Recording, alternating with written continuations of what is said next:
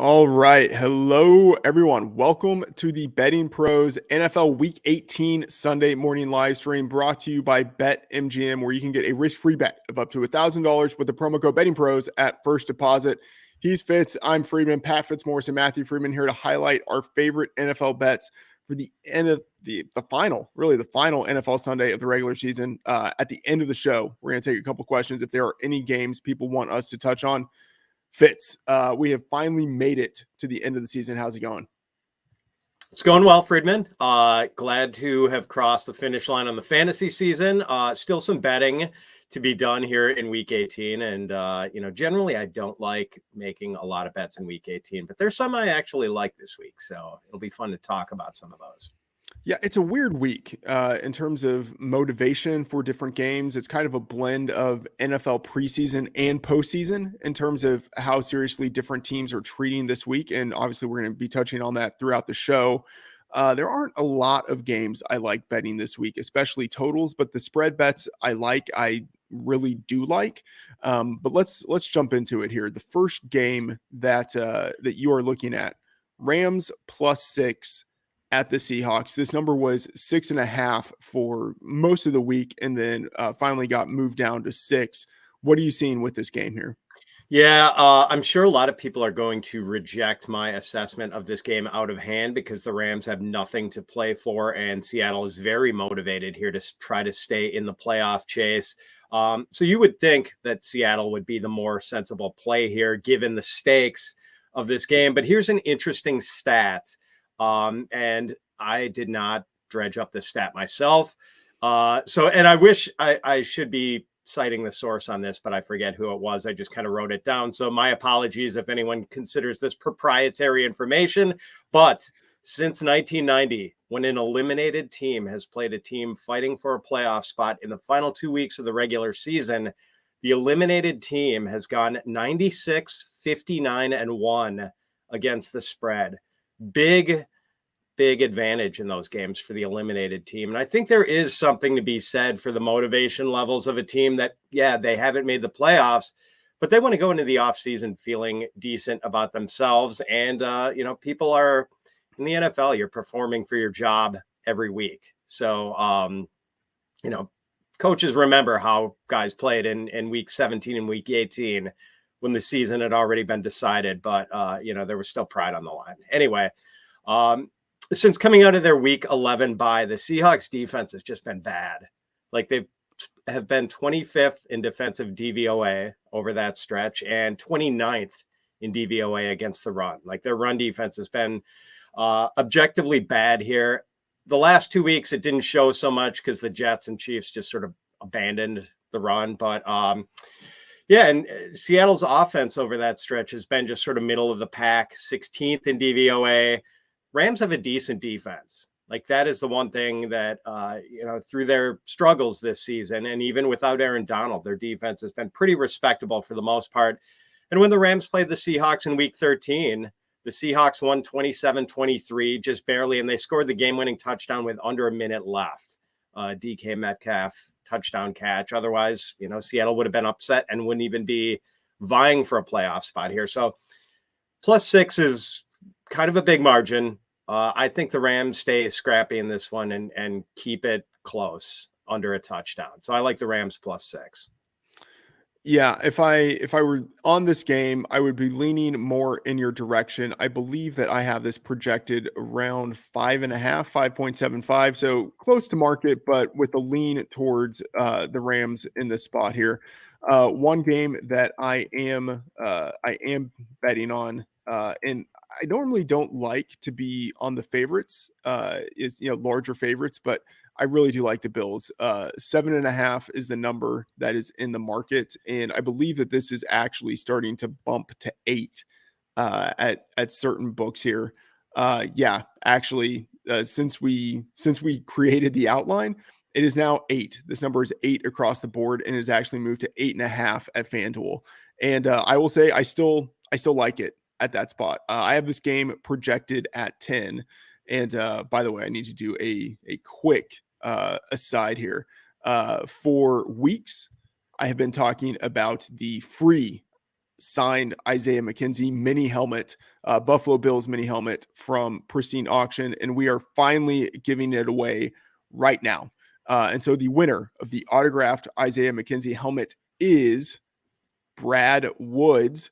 Brad, please get in touch with our customer support agents at mailbag@bettingpros.com with your mailing address and your proof of subscription to the Betting Pros YouTube channel. Congratulations on the free Isaiah McKenzie signed Buffalo Bills mini helmet. We will get that shipped out to you soon, but just get in contact with us again, mailbag@bettingpros.com, and give us your information. Okay, this game, Bills now -8, 8.5 at the Patriots.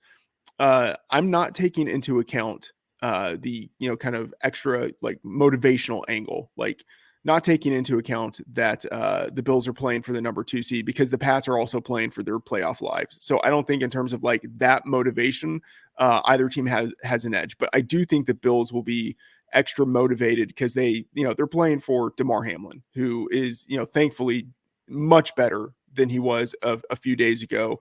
But I think the team, like, I think it's hard to handicap something like this and think about, okay, how do you quantify something like this? But I think it's there, like they will be extra motivated. And I also think that there are some benefits of a bye week, not like the full benefits, but they didn't play a full game last week, right? They traveled, they prepared for an opponent, they suited up, they got some snaps in, but they didn't go the full distance of playing a game. And so they don't have like the full need for the physical recovery the way that guys have after they played a game. So the Bills should be, like more rested than they typically would be for a team that did suit up last week. So physically, I would expect them to be fresher and healthier than they normally would be. And the Patriots have just been historically bad against running quarterbacks. Josh Allen, 5-2-1 against the spread against Bill Belichick. The Bills beat the Patriots by 2 touchdowns, 24-10 earlier in the season. Again, I'm comfortable betting this at 8. I bet this originally at 7.5. I have it projected at 10. Fitz, I don't know if you have any opinions on this game, but I just think this is a Josh Allen whoop ass spot. Yeah, I kind of agree. And I just feel any game where Mac Jones is maybe going to be forced to keep up with a good offense, I do not want to be on the Patriots in that one. I've kind of learned this season to calibrate my Patriots betting based on the quality of the opposing offense this year. And, I don't want to take the Pats in any sort of potential shootout spot. Yeah, that's interesting. And I would say it's not just the Patriots offense needing to keep up with a good opposing offense, although I think that is part of it. The Patriots defense is, I don't want to say Jekyll and Hyde, but like they are strong if you look at things like EPA and DVOA, but a lot of that comes because they are very good when they are going against bad opponents. And when they have to go against good offenses, they can't force that offense to be one-dimensional. And so they lose a lot of their defensive strength. So I think facing a good offense impacts them on both sides of the ball. One game that we are both on, Cowboys -7 at the Commanders. And let me just make sure that this number is actually still -7. I think it is. It's, kind of moved around throughout the week. It actually has bumped to 7.5 at FanDuel, but still -7 across the market, -7 at BetMGM. Reminder where you can get a risk-free bet of up to $1,000 with the promo code BettingPros at deposit. Fitz, what do you see with the Cowboys -7 at the Commanders? All right. I don't know how you feel about this, Freedman, but like, on one hand, the Cowboys are motivated because they could conceivably move up into the 1 or number 2 playoff spot, but realistically, not very likely because that would require either one or both of the 2 biggest favorites on the board this week, the 49ers and the Eagles, to lose. So if they both lost and the Cowboys won, they could get the number 1 seed. I believe the other scenario is the Giants beating the Eagles, and if San Francisco won, then Dallas could get a win and get into the number 2 seed. Realistically, probably not going to happen, and the Cowboys are going to be locked into number 5 and have to go on the road to play the Buccaneers. But just regardless of the motivation, how the hell are the Commanders going to move the ball today with Sam Howell making his first NFL start at quarterback? with Antonio Gibson and Brian Robinson not playing at running back for the Commanders, leaving, third stringer Jonathan Williams, fourth stringer, Jared Patterson to man the running game. Yeah. And I do have a healthy respect for the Washington defense, which I think is very underrated and could be a monster by this time next season. But Dallas has scored at least 27 points in each of their last 9 games. So since week 8, they've averaged 36.3 points a game. Like, this offense has been a multifaceted machine. And Washington is 0-4 against the number in their last 4 games. Really like that doubleheader loss to the Giants, losing. Well, excuse me, one was a tie. Yeah. But, I'm sure it felt like a loss to Washington at the time. Going 0-1-1 in, back-to-back games, although there was a bye week sandwiched in between against the Giants, felt like a really deflated Washington season. And, now they're just trying things on offense in their final week. So I'm kind of surprised this number has stayed at about a touchdown.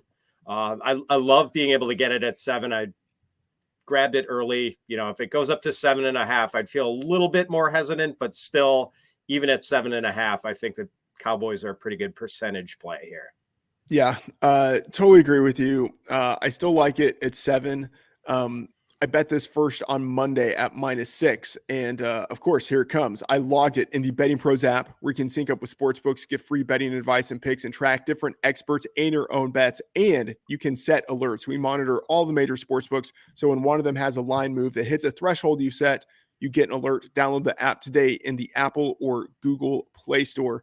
Yeah, I have this projected at 10.5. And the Cowboys, as you mentioned, they're still playing for playoff seeding and a shot at the number 1 seed, the number 2 seed.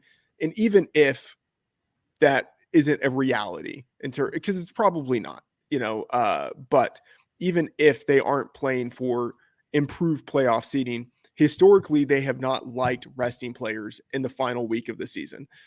So even if they get out to a lead, or, if they see that the Eagles are going to clinch the number 1 seed in the division, I still think they're not going to give their starters all that much rest. And you mentioned Sam Howell, late round rookie, making his first NFL start. Carson Wentz isn't great. Taylor Heineke, not that great, but those guys are, I would say, clearly an upgrade. We should expect them to be better than Sam Howell in his first NFL start. And the Commanders have significant injuries. And, I'm pretty much on team running back doesn't matter, but, running back does matter a little bit when the guys that you're going to be plugging in there are significantly downgraded backups. And right guard Sadiq Charles is out with a concussion injury. Left guard Andrew Norwell, I'm expecting to be out with a hip injury. He didn't practice all week. So it's not just that your running backs aren't there. You have a third string quarterback, a third string running back, and backup guards. Like, that's a really bad situation. And then on the defensive side of the ball, Jonathan Allen is out. Rotational edge rusher James Smith-Williams is out. Starting cornerback Benjamin St-Juste is out. You have safety Cameron Curl, who is likely to be out. He didn't practice all week. And you have starting linebacker Jamin Davis, who's likely to be out with a knee injury. He didn't practice all week. So, they are significant. Their strength is the defense, but they are injured on the defense and they are injured on the offensive line. So this just feels like a really bad setup for the Commanders. Dak Prescott in division for his career is 24-9 against the spread in division. That is like some Aaron Rodgers type of dominance in division. Dak on the road, 27-18-1 against the spread for his career. This is a smash spot for me. I really do like the Cowboys in this spot. And this is coming from someone who historically doesn't like to bet on the Cowboys, for like market reasons, and also just for, like juju reasons. I don't like to do it. So, I am on the Cowboys in this spot, and Fitz, you and I are both aligned here. One game that you are on, maybe for juju spots, Lions plus 4.5 at the Packers. As a Packers fan, you are maybe doing the emotional hedge here, but tell me what you're seeing with this game here. Yeah, thanks for setting me up with the reference to Juju reasons. So Yeah. I could be accused of maybe liking the Lions here at +5 for Juju reasons. And I think it did go to +5 as a consensus after being at 4.5 for most of Saturday. Yeah, I mean, I don't love this game here, but I think the Lions getting the points is a good enough of a percentage play to justify. I think that the percentages outweigh the juice here by a small amount. So I put a relatively uh, low wager, a 1 unit wager here on the Lions. The Lions are 7-2 straight up in their last 9 games and 8-1 against the spread over their last 9. Since week 10, they're averaging 30.6 points a game. So this has been a high functioning offense over the last couple of months. Now, the Packers have won 4 straight, and they have covered in all of those games. But 2 of those wins were against the Bears and Rams, 2 of the worst teams in the league. The other 2 wins were against the Dolphins and Vikings, who basically just handed the Packers those wins with turnovers. I mean, Tua fell apart in the second half of that game, the Packers-Dolphins game. Kirk Cousins was just a puddle of goo against the Packers in week 17, which is kind of often the case in, big game like that. By the way, I got to interrupt. Sorry to interrupt. Puddle Sure, of Goo. please. That is like the name of a cover band that plays only Goo Goo Dolls and Puddle of Mud songs. Just got to throw that out there. Okay, keep going. I think for the record, it's an old David Letterman reference. He used to have this relief pitcher from the Braves on named Terry Forster, and before he had him on, there was some joke that involved a picture of Forster who was overweight, and Letterman referred to him as a fat puddle of goo. Okay. And then he wound up making multiple guest appearances and being kind of a regular. So anyway, totally off topic tangent. But so the Lions are 9th in DVOA overall. The Packers are behind them. I think they're 12th. And the Lions are ranked 1 spot ahead of the Packers in the Massey Peabody power ranking. So it's not like the Packers have any significant talent edge here, I don't think. And in their previous meeting, not what you would have expected. It was a low-scoring slugfest. The Lions won 15-9 in Detroit back in week 9. And the Packers did outgain the Lions in that game, but the Lions won the turnover battle. Here nor there. With the weather not being that much of a factor tonight, temperatures are going to be in the mid-20s, very modest winds. It's not going to be a typical January Lambeau Field night game where it's just ridiculous temperatures. Assuming the Lions, unlike the Vikings, choose the right set of cleats to wear, because the Vikings had some trouble with that last week. Weather and field conditions should not be a factor in this one. So, yeah, I mean, I just see this as being a pretty evenly matched game. Motivation level could be another thing. If Seattle beats the Rams today, that takes the Lions out of the running for a playoff spot. But with Dan Campbell, I don't see the Lions laying down, even if they're eliminated before this game begins. So, again, not a slam dunk here, but I do think the Lions are pretty good percentage play at +5. Yeah, so this number is bouncing around between 5 and 4.5, 5 at most places in the industry, but it is still 4.5 at BetMGM and FanDuel. So if you are on the Packers, that's the spot to get it. If you like the Lions, you can get 5 at most other places. Man, I'm right around market. I have this at 4.75, so I'm not going to be taking a position on it. Actually, no, my mistake. I have this at 4, but still, I'm not taking a position on it. I like the Lions in that I like Dan Campbell. Their offense can score with anyone, but even though it's not going to be harsh January conditions at Lambeau Field, it's still Lambeau Field in January, and Jared Goff is very much an indoor cat, as Joe Pisapia would say. So it's not an ideal situation. And Aaron Rodgers, he's great at Lambeau. He's strong in division. I'm probably not going to be betting this, but I think it's going to be a good game. So that's my general stance on that game. One game I am betting. Go ahead, Fitz. Oh, I was just going to say, the biggest reason why I paused on this game was, as you referred to, the indoor-outdoor splits for Jared Goff are stark. They are stark. I mean, Goff is definitely a different guy outside. Yeah. I mean, the home field advantage historically doesn't mean as much in division because a team is used to going to your stadium once a year. And so it's not as big of a deal, but still it's a bigger deal for a divisional team that is used to playing indoors. And so it's still a significant home field advantage, even adjusting for division. One game I am on, Saints -3, and this number is -120 at DraftKings when I bet it. Let me make sure that number is still available. Nope, it's moved back to 3.5. I would still bet it at 3.5. I have this projected at 6.25. It's a meaningless game. Saints hosting the Panthers.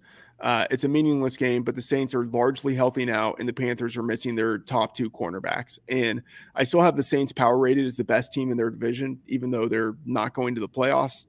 Now that they are healthy, they are the best team in their division. And I might be too low on the Panthers, but I see them as being in the large tier of teams just above the bottom dwellers.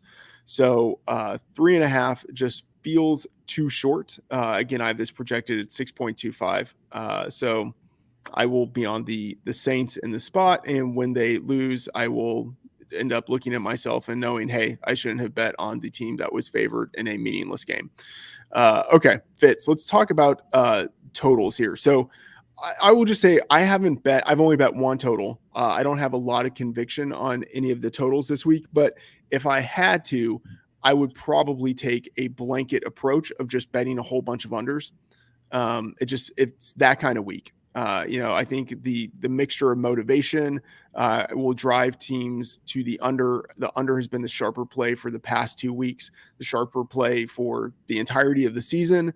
And so I will be looking at unders here if I'm going to bet them. I have bet one. You have bet one.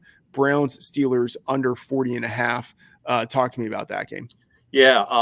First, let me just say I agree with your general statement that this is a good unders week. And, that's almost an approach to take, like, bet every single under, just treat it like a fund. I think you'll come out ahead today. Like, there wasn't one over on the board that even remotely interested me this week.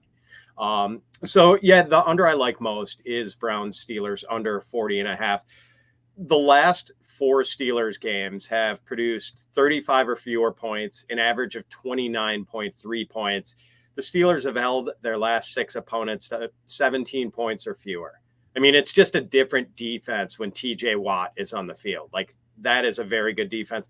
And I think the Browns, like, one of the biggest changes from early season to late season, it's like the Browns pass defense has just turned into like one of the best in the league. I think since week 7, they've given up 176.8 passing yards per game, and they're number 2 in DVOA against the pass over that stretch. Like, it's just really hard to throw on the Browns now. And you're trying to do it with Kenny Pickett, who has kind of struggled and been really up and down this season. The Browns, their last 4 games have produced 34 fewer points. And the 5 games Deshaun Watson has started for Cleveland have produced an average of 30.2 points for both teams. So, yeah, I think this is playing under. Plus, it's the classic AFC North late season game. These games are just not score fests. I mean, we've seen it, whether it's, whatever combination of teams, Browns, Ravens, Steelers, Ravens, Ravens, Browns, like these games are rock fights. So I'm thinking this is going to be a rock fight. I'm with you. I haven't bet it, but this is one I actually might go bet when we're done here. And to your point about the unders here, we're also in a situation where you talked about the Browns defense, but right tackle Jack Conklin is out for the Browns. And so, they might be even less efficient on offense with TJ Watt having an easier path to the quarterback here. So another thing that could lead to the under in that spot. The under that I like is Eagles Giants under 42.5. It looks like third string quarterback Davis Webb is going to be starting for the Giants. I don't believe that is confirmed yet, but it looks like the Giants are heading in that direction. So the drop off from Daniel Jones to Tyrod Taylor is pretty significant. And then from Tyrod Taylor to Davis Webb is increasingly significant. It's just massive in terms of the number of points we should expect from the Giants, which in turn, I believe, would impact the number of points we should expect from the Eagles. This number was 43 before news broke that Webb was likely to start. A move down to 42.5 is not nearly sufficient, especially considering that the spread moved from 14.5 to 16.5. So outdoor game, divisional rematch in January, one team playing a third string quarterback. But, the Giants are disciplined enough on defense, I think, even with backups, not to allow the Eagles to put up 45 points in this game. And the Eagles have limited incentive to pile it on once they get out to a huge lead. So this just feels like an under spot where the Giants aren't going to be able to score, more than 13 points, something like that. I don't see them really being able to do much in this game. So I do like the Giants here. All right, let's talk about the underdog money line parlay. At BetMGM, Tampa Bay plus 165. Fitz, you like the Rams plus 220. If you put that together using our parlay calculator at BettingPros, you can see that is plus 748 odds. So pretty decent payout there. Fitz, what do you see with the Rams plus 220 at Seattle? You talked about that game earlier, but it looks like you think the Rams have a chance of just winning this outright and finishing the Seahawks and kicking them out of the playoffs. I do. Yeah. And mainly it's that the Seattle defense has just kind of fallen apart late in the season, hasn't been that great. And the Sean McVay, we've talked about this before, the Sean McVay Baker Mayfield pairing is just working for whatever reason. As inexplicable as that is. And so is the Rams running game. Like Cam Akers has been pretty effective. And we have seen Seattle struggle to stop the run in the last month and a half, 2 months. So I think the Rams are going to hang in this one. I mean, I like them with the points, but I also like them on the money line a little bit, like at plus 220. I think the Rams probably, if you play this game 10 times, I think the Rams win, 3 or 4. So I think for the money line odds you're getting, it's good value here. Yeah. So agree with you there. I like Tampa Bay plus 165 at Atlanta. The Bucs are resting a lot of players, but I think their backups are still comparable to the starters for the Falcons. Backup quarterback Blaine Gabbert. I expect that if he doesn't start, he's still going to get some decent playing time in this game, and I think he's better than Desmond Ridder. And in a meaningless divisional game, I will take the underdog, especially if that dog in general has the better team, the better depth, and the better quarterback going. So Fitz, I don't know, do you have any opinion on that game? I really don't. Yeah. I really don't. Yeah, just kind of a stay away for me. That's fair. All right, so we'll do a quick recap here. Fitz, you're on the Rams plus 6 at Seahawks. I like the Bills minus 8 at the Patriots. We both like Cowboys minus 7 at the Commanders. Fitz, you like the Lions plus 4.5 at Packers. I like the Saints minus 3.5 hosting the Panthers. In the total market, you like the under of 40.5 in Browns Steelers. I like under 42.5 in Eagles Giants. We both just generally like unders for the week. And in the underdog money line parlay, Fitz, you have the Rams at plus 220. I have Tampa Bay at plus 165 for combined odds of plus 748. Fitz, not a normal Sunday for us in that, the fantasy season is over for a lot of folks. Of course, you still have DFS. You still have people who, the true sickos out there who are in leagues that have week 18 championship games. So we will still be doing rankings, but not a typical Sunday for us. What do you have going on for the rest of the day? Yeah, it's really not a typical Sunday for us, Freedman. Boy, I don't know. I might kick back and make a Bloody Mary since I don't have work duty. No, I'm probably not going to do that, but I might have a bigger and more leisurely breakfast than I'm used to on a Sunday. There's not going to be a Twitter takeover, and I'm probably going to work on as sick as this sounds, start working on 2023 rankings. Like I Love already it. did a 5-round mock draft for 2023 and fantasy football. Need to flesh that out a little more with full rankings to get those ready. But before we go, Friedman, I got to ask, and this is an NFL show, not a college football show, but I suspect that some of the people tuning in today will maybe wager $1 or $2 on the national championship game on Monday night. And you, sir, as a TCU man, I got to take your temperature on the Georgia TCU championship game right now. I believe the number is Georgia as a 12.5-point favorite with an over, total of 63. So any early leanings for you here? Yeah, well, you can see if I move to the side, you can see right over there. Go. Let me see. There we go. The bobblehead horned frog. I follow Thor Nystrom, who's our our impresario, our wizard with college football here at BettingPros. He was great during the season. He's been on fire for the bowl games, and he does like TCU at plus 12.5. Like my totally uninformed opinion in terms of like data or anything would say I like the over in that spot. I think it's going to be a game where if TCU is able to keep it close, this isn't the way it normally goes with underdogs. If you like underdogs, normally you like the under, but I think if TCU keeps it close, it's because they are able to score with Georgia. So I would push towards the over. But I do like TCU. This whole year, I've tried to have a very sort of, I don't know, just like you know what? I'm not going to try to predict what's going to happen with TCU. I'm just going to kind of sit here and enjoy the ride and try not to get too emotionally invested. I never thought that TCU would be playing for a national championship, like ever. Like it's not like, oh, I never thought in my lifetime they'd be playing for a national championship. I just never thought ever it would happen. And so to be in this spot is pretty amazing. I feel like it's just house money, like I expect them to lose. If they lose, I'm just happy that they were able to get to the spot. It's pretty incredible. And if they somehow win, that will be like one of the most improbable national championships in history.